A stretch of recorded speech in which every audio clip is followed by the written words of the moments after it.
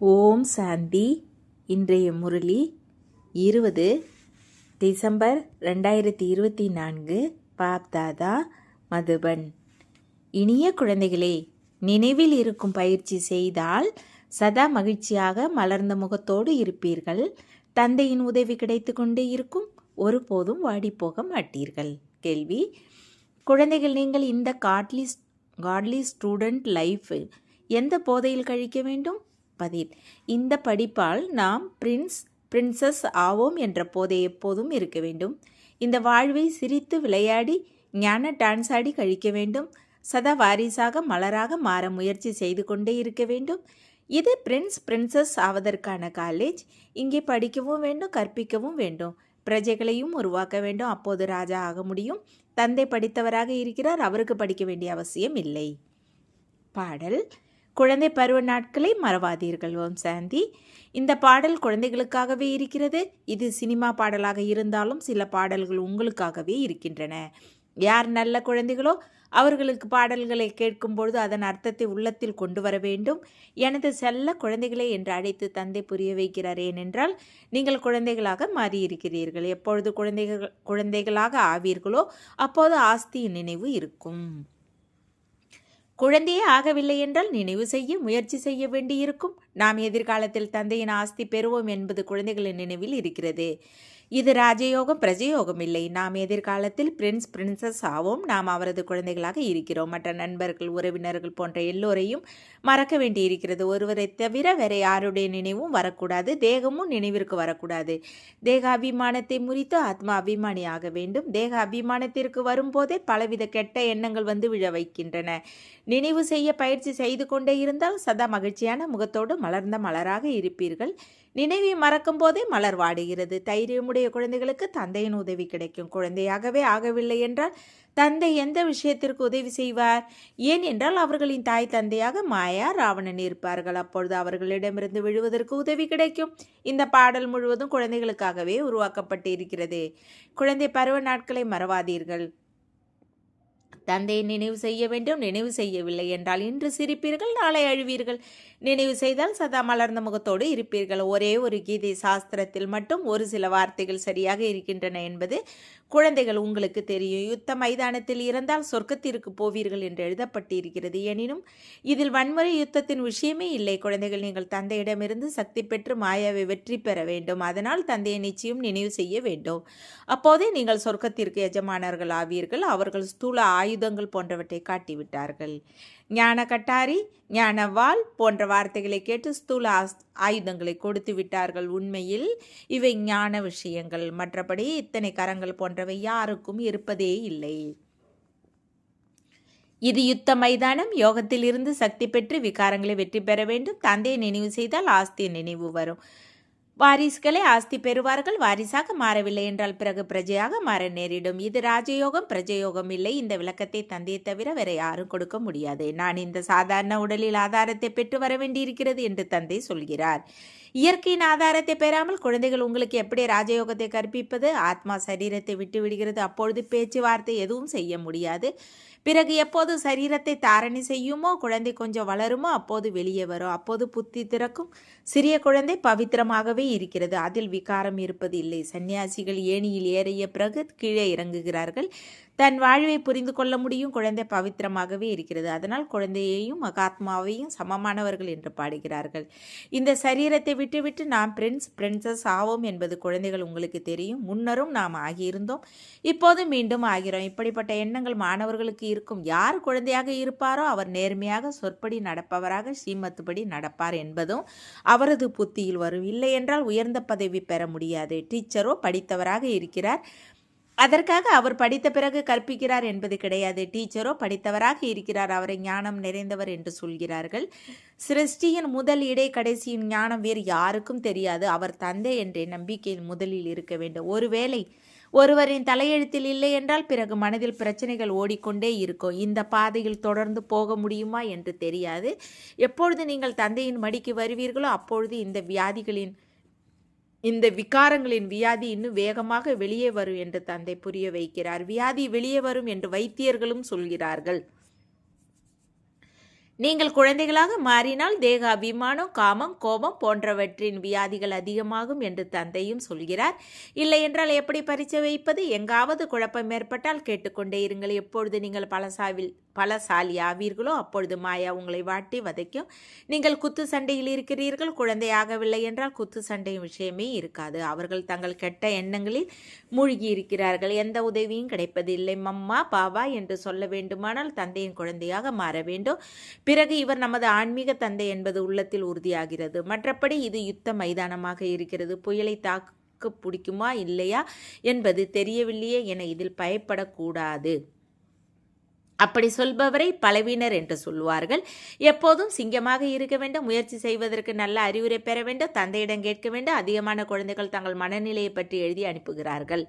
தந்தையே சர்டிஃபிகேட் கொடுக்க வேண்டும். இவரிடம் மறைக்கலாம், ஆனால் சிவபாபாவிடம் மறைக்க முடியாது. பலர் மறைக்கிறார்கள், எனினும் அவரிடம் எதையும் மறைக்க முடியாது. நல்லதற்கு நல்ல பலனும் கெட்டதற்கு கெட்ட பலனும் கிடைக்கிறது. சத்தியுக திரைத்தாவில் எல்லாம் நல்லது நல்லதாகவே இருக்கும். நல்லது கெட்டது பாவம் புண்ணியம் எல்லாம் இங்கே நடக்கின்றன. அங்கேதான் புண்ணியங்களையும் செய்ய மாட்டார்கள், அங்கே பலனும் இருக்காது. இங்கே நாம் டோட்டல் சரண்டரானால் 21 ஜென்மங்களுக்கு தந்தை ரிட்டர்ன் கொடுக்கின்றார். தந்தையை பின்பற்ற வேண்டும். ஒருவேளை தலைகீழ் வேலை செய்தால் தந்தையின் பெயரையும் கெடுப்பீர்கள். அதனால் அறிவுரையும் கொடுக்க வேண்டியிருக்கிறது. எல்லோரும் பசந்தாக ஆக வேண்டும். ஆத்மாக்கள் நமக்கு தந்தை பாடம் கற்பித்திருக்கிறார். பிறகு நாம் பிறருக்கு பாடம் கற்பிக்க வேண்டும். உண்மையான பிராமணர்களுக்கு உண்மையான கீதையை சொல்ல வேண்டும். வேறு எந்த சாஸ்திர விஷயத்தையும் சொல்லக்கூடாது. முக்கியமானது கீதை, மற்றவை அதன் குழந்தை குட்டிகள். அவற்றால் யாருக்கும் எந்த நன்மையும் ஏற்படாது. என்னை யாரும் சந்திப்பதில்லை. நானே வந்து மீண்டும் சகஜ ஞானத்தையும் சகஜ யோகத்தையும் கற்பிக்கிறேன். அனைத்து சாஸ்திரங்களுக்கும் மகுடமாக இருப்பது கீதை. அந்த உண்மையான கீதை மூலமாக ஆஸ்தி கிடைக்கிறது. ஸ்ரீ கிருஷ்ணருக்கும் கீதையால் ஆஸ்தி கிடைத்தது. படைப்பவரான தந்தை கீதையின் தந்தையாக இருந்து உங்களுக்கு ஆஸ்தி கொடுக்கிறார். மற்றபடி கீதை சாஸ்திரத்தால் ஆஸ்தி கிடைப்பது இல்லை. படைப்பவர் ஒருவரே, மற்றவை அவரின் படைப்பு. முதலாம் நம்பர் சாஸ்திரம் கீதை. பின்னால் எந்த சாஸ்திரங்கள் உருவாகி இருக்கிறார்களோ அவற்றால் ஆஸ்தியும் கிடைக்க முடியாது. ஆஸ்தி நேரில் கிடைக்கிறது. முக்தியும் ஆஸ்தி எல்லோருக்கும் கிடைக்க வேண்டும். எல்லோரும் திரும்பி போக வேண்டும். மற்றபடி சொர்க்கத்தின் ஆஸ்தி படிப்பால் கிடைக்கிறது. பிறகு யார் வேண்டுமானாலும் எவ்வளவு வேண்டுமானாலும் படிக்கலாம். தந்தை நேரில் பாடம் கற்பிக்கிறார். பாடம் கற்பிப்பவர் யார் என்ற நம்பிக்கை எதுவரை ஏற்படவில்லையோ அதுவரை எதை புரிந்து கொள்வார்கள், எதை பெற முடியும்? இருந்தும் தந்தையிடமிருந்து கேட்டுக்கொண்டே இருந்தால் ஞானம் அழியாது. எவ்வளவு சுகம் கிடைக்கும். பிறகு மற்றவர்களுக்கும் சுகத்தை கொடுப்பீர்கள். பிரஜைகளை உருவாக்கினால் தானும் ராஜா ஆவீர்கள். நம்முடையது ஸ்டூடெண்ட் லைஃப். சிரித்து விளையாடி ஞான டான்ஸ் ஆடி அங்கே சென்று நாம் பிரின்ஸ் ஆகுவோம். நாம் பிரின்ஸ் ஆகப் போகிறோம் என்பதை நினைத்து மகிழ்ச்சியின் பாதரசம் அதிகமாகும் என்பது மாணவர்களுக்கு தெரியும். இது பிரின்சஸின் காலேஜ். அங்கே பிரின்சஸுக்கு தனி காலேஜ் இருக்கும். விமானத்தில் ஏறி போவார்கள். விமானமும் அங்கே பழுதடைய முடியாததாக இருக்கும். ஒருபோதும் உடையாது. ஒருபோதும் சிறிது கூட விபத்து நடக்கவே நடக்காது. இவையெல்லாம் புரிந்து கொள்ளும் விஷயங்கள். ஒன்று, தந்தையிடம் முழுமையாக புத்தியோகத்தை வைக்க வேண்டும். இரண்டாவது, யார் யார் முட்களிலிருந்து மொட்டுகளாக மாற்றுகிறார்கள் என்ற எல்லா செய்திகளையும் தந்தைக்கு கொடுக்க வேண்டும். தந்தையிடம் முழுமையாக கனெக்ஷன் வைக்க வேண்டும். அப்பொழுது டீச்சரும் டைரக்ஷன் கொடுத்து கொண்டே இருப்பார். யார் வாரிசாகி மலராகி மாற முயற்சி செய்கிறார்? முள்ளிலிருந்து மொட்டாகி இருக்கிறீர்கள்.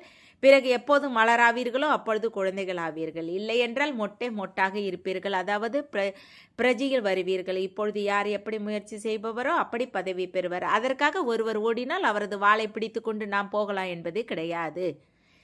பாரதவாசிகள் அப்படி நினைக்கிறார்கள். எனினும் வாளை பிடிப்பதற்கான விஷயமே இல்லை. யார் செய்வாரோ அவர் பெறுவார். யார் முயற்சி செய்வாரோ அவருக்கு 21 தலைமுறைக்கு பலன் உருவாகும். நிச்சயம் முதியவராகவும் ஆவீர்கள். எனினும் அக்கால மரணம் ஏற்படாது. எவ்வளவு பெரிய பதவி! இவரது பாக்கியம் திறந்து விட்டது. வாரிசாக ஆகியிருக்கிறார் என்பதை தந்தை புரிந்து கொள்கிறார். இப்பொழுது முயற்சி செய்பவராக இருக்கிறார். பிறகு பாபா இன்னென்ன தடைகள் வருகின்றன, இப்படி நடக்கின்றன என்ற ரிப்போர்ட்டரும் சொல்கிறார். ஒவ்வொருவரும் கணக்கு கொடுக்க வேண்டும். இந்த அளவு முயற்சி மற்ற எந்த சங்கங்களிலும் நடப்பது இல்லை. தந்தையோ சின்ன சின்ன குழந்தைகளையும் சந்தோஷி ஆக்குகிறார். யுத்தத்தில் செய்து கொண்டு வருபவரும் தேவைதானே? இது யுத்த மைதானம். இங்கே நீங்கள் நேரில் கேட்கும் பொழுது மிக நன்றாக இருக்கிறது. உள்ள மகிழ்ச்சி அடைகிறது. வெளியே போனால் கொக்குகளின் சகவாசம் கிடைக்கிறது. அப்பொழுது மகிழ்ச்சி மறைந்து விடுகிறது. அங்கே மாயாவின் தூசுகள் இருக்கின்றன. அதனால் உறுதியாக ஆக வேண்டியிருக்கிறது. தந்தை எவ்வளவு அன்போடு பாடம் கற்பிக்கிறார், எவ்வளவு வசதிகளை செய்து கொடுக்கிறார். அப்படியும் பலர் இருக்கிறார்கள். அவர்கள் நல்லது நல்லது என்று சொல்லிவிட்டு காணாமல் போய்விடுகிறார்கள். யாராவது அரிதாக எழுந்து நிற்க முடியும். இங்கே ஞானத்தின் போதை இருக்க வேண்டும். சாராயத்திற்கும் போதை இருக்கிறது. ஒருவர் திவாலாகி இருந்து சாராயத்தை குடித்தால் நன்றாக போதை ஏறினால் தன்னை மகாராஜா என்று நினைப்பார். இங்கே குழந்தைகள், உங்களுக்கு தினந்தோறும் ஞான அமிர்த டம்ளர் கிடைக்கிறது. தாரணை செய்வதற்கான நாளுக்கு நாள் பாயிண்டுகள் அப்படி கிடைக்கின்றன. அதனால் புத்தியின் பூட்டு திறந்து கொண்டே போகிறது. அதனால் எப்படி இருந்தாலும் முரளி படிக்க வேண்டும். அப்படி தினந்தோறும் கீதையின் பாடத்தை படிக்கிறீர்கள். இங்கும் தினந்தோறும் தந்தையிடம் படிக்க வேண்டும். எனக்கு முன்னேற்றம் ஏற்படவில்லை, என்ன காரணம் என்று கேட்க வேண்டும். வந்து புரிந்து கொள்ள வேண்டும். அவர் நமது தந்தை என்ற நம்பிக்கை யாருக்கு முழுமையாக இருக்குமோ அவரே வருவார். அதற்காக நிச்சய புத்தி பெறுவதற்காக முயற்சி செய்து கொண்டிருக்கிறேன் என்பது கூடாது. நம்பிக்கை ஒன்றாக இருக்கிறது, அதில் சதவீதம் இருப்பதில்லை. தந்தை ஒருவரே, அவரிடமிருந்து ஆஸ்தி கிடைக்கிறது. இங்கே ஆயிரக்கணக்கில் படிக்கிறார்கள். இருந்தும் எப்படி நம்பிக்கை வைப்பது என்று கேட்கிறார்கள். அவரை துர்பாக்கியசாலி என்று சொல்ல வேண்டும். தந்தை அறிந்து அவரை ஏற்றுக்கொள்பவரே பாக்கியசாலி. வந்து எனது தத்தெடுக்கப்பட்ட குழந்தையாகுங்கள் என்று ஒரு ராஜா சொன்னால் மடிக்கு சென்றவுடனே நம்பிக்கை வந்துவிடும். எப்படி நம்பிக்கை வரும் என்பது கேட்பதில்லை. இது ராஜயோகமாக இருக்கிறது. தந்தை சொர்க்கத்தை படைப்பவராக இருக்கிறார். அதனால் சொர்க்கத்தின் எஜமானராக மாற்றுகிறார். நம்பிக்கை இல்லை என்றால் உங்கள் தலையெழுத்தில் இல்லை. அப்பொழுது யார் என்ன செய்ய முடியும்? ஏற்றுக்கொள்ளவில்லை என்றால் பிறகு எப்படி முயற்சி செய்வீர்கள்? அவர் நொண்டியபடியே நடப்பார். எல்லையற்ற தந்தையிடமிருந்து பாரதவாசிகளுக்கு ஒவ்வொரு கல்பமும் சொர்க்கத்தின் ஆஸ்தி கிடைக்கிறது. சொர்க்கத்தில் தேவர்கள் இருப்பார்கள். கலியுகத்தில் ராஜ்யமே இல்லை. பிரஜைகளின் மீது பிரஜைகளின் ராஜ்யம் நடக்கிறது. இது பதித்த உலகமாக இருக்கிறது. அதை தந்தை பாவன உலகமாக மாற்றவில்லை என்றால் வேறு யார் செய்வார்? தலையெழுத்தில் இல்லை என்றால் பிறகு புரிந்து கொள்வதே இல்லை. இது முற்றிலும் எளிதாக புரிந்து கொள்ளும் விஷயமாக இருக்கிறது. லட்சுமி நாராயணர் இந்த ராஜ்ய பலனை எப்போது பெற்றார்கள்? நிச்சயம் முந்தைய பிறவியின் கர்மம். அதனால் பலனை பெற்றார்கள். லட்சுமி நாராயணர் சொர்க்கத்தின் எஜமானர்களாக இருந்தார்கள். இப்பொழுது நரகமாக இருக்கிறது. அதனால் அப்படி உயர்ந்த கர்மத்தை, அதாவது ராஜயோகத்தை தந்தை தவிர வேறு யாரும் கற்பிக்க முடியாது. இப்பொழுது எல்லோருக்கும் கடைசி பிறவியாக இருக்கிறது. தந்தை ராஜயோகத்தை கற்பிக்கிறார். தாப்பர் யுகத்தில் ஒன்றும் ராஜயோகத்தை கற்பிக்க மாட்டார். தாப்பர் யுகத்திற்கு பிறகு ஒன்றும் சத்தியுகம் வராது. இங்கே மிக நன்றாக புரிந்து கொண்டு போகிறார்கள். வெளியே சென்றவுடன் காலியாகி விடுகிறார்கள். டப்பியில் கற்கள் மட்டும் தங்குகின்றன. ரத்தினங்கள் விழுந்து விடுகின்றன. ஞானத்தை கேட்டுக்கொண்டு இருக்கும் பொழுதே விகாரத்தில் விழுந்தால் முடிந்தது. புத்தியில் ஞான ரத்தினங்கள் அழிந்துவிடும். பாபா முயற்சி செய்து இன்று விழுந்து விட்டேன் என்று பலர் எழுதவும் செய்கிறார்கள். விழுந்தால் தனக்கும் குலத்திற்கும் கலங்கத்தை ஏற்படுத்தி விட்டீர்கள். தலையெழுத்தில் கோடு போட்டு விட்டீர்கள். வீட்டில் குழந்தைகள் இப்படி ஏதாவது கெட்ட செயலை செய்தால், அப்படிப்பட்ட குழந்தைகள் செத்தால் நல்லது என்று சொல்வார்கள். அப்படி குல கலங்கம் செய்யாதீர்கள் என்று இந்த எல்லையற்ற தந்தை சொல்கிறார். ஒருவேளை விகாரங்களை தானும் கொடுத்த பிறகு திரும்பி பெற்றால் பதவி நாசமாகும். முயற்சி செய்து வெற்றி பெற வேண்டும்.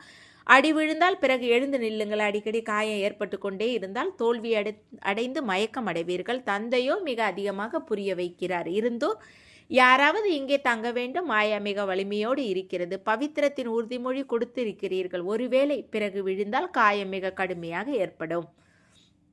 பவித்திரத்தால் தான் படகு கரை சேர்கிறது. பீருட்டி இருந்த பொழுது பாரதத்தின் நட்சத்திரம் பிரகாசித்தது. இப்பொழுது கார் இருளாக இருக்கிறது. நல்லது. இனிமேல் இனிமையான காணாமல் போய் கண்டெடுக்கப்பட்ட செல்ல குழந்தைகளுக்கு தாய் தந்தை பாப்தாதாவை அன்பு நினைவுகள் மற்றும் வணக்கம். காலை வணக்கம். ஆன்மீக குழந்தைகளுக்கு ஆன்மீக தந்தை நமஸ்தே. ஆன்மீக தந்தைக்கு ஆன்மீக குழந்தைகள் அன்பு நினைவுகள் மற்றும் நமஸ்தே. தாரணைக்கான முக்கிய சாரம் 1. இந்த யுத்த மைதானத்தில் மாயாவுடன் பயப்படக்கூடாது.